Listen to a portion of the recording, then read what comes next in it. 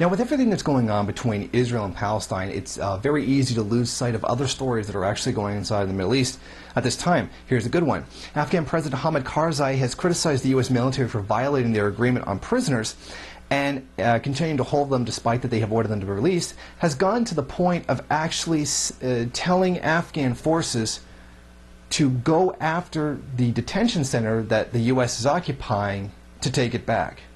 He's essentially ordered Afghan troops to go after U.S. troops to release people that, by court order, are supposed to be released.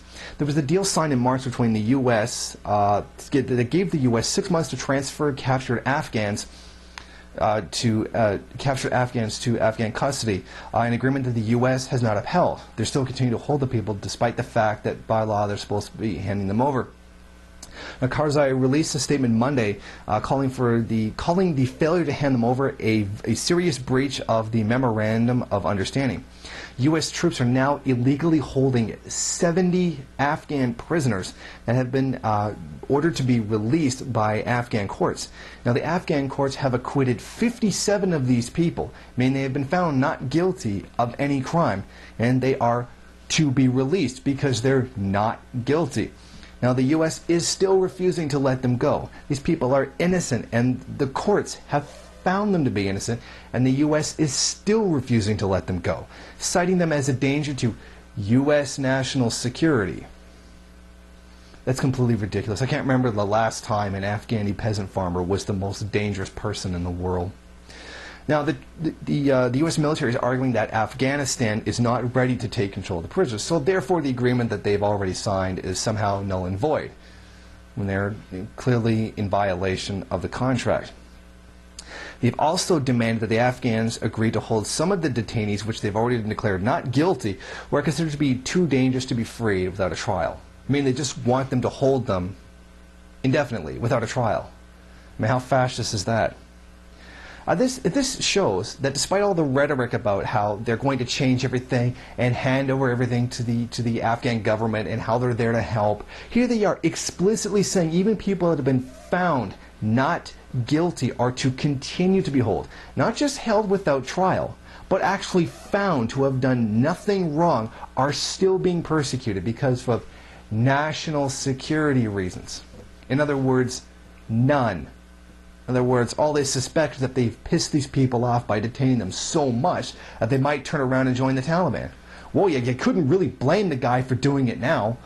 I know that if I wasn't already part of a resistance of a foreign country occupying my country, doing that to me would certainly incentivize doing so, or at least give me enough motivation to do so. But this shows that this occupation of Afghanistan, regardless of how anybody wants to try to portray it, is completely without honor. These people carrying out this occupation, and that includes the Canadian Armed Forces as well, so I'm not just picking on Americans for this one. This occupation is completely without honor. If they were here to help, they'd be letting innocent people go and then helping them. No, they're not. They're outright saying innocent people have to stay here being held illegally. That's the true nature of this occupation. And I don't care how hard somebody fought in the war, or how not racist they are, or how much they love their country. This is still morally reprehensible and absolutely antithesis to the supposed principles that the United States is supposed to represent, or the Constitution, or the Declaration of Independence, whatever document that people want to bring up as the true representation of the American ideal. This just shows what this occupation is all about. It is all about pacifying the civilian population.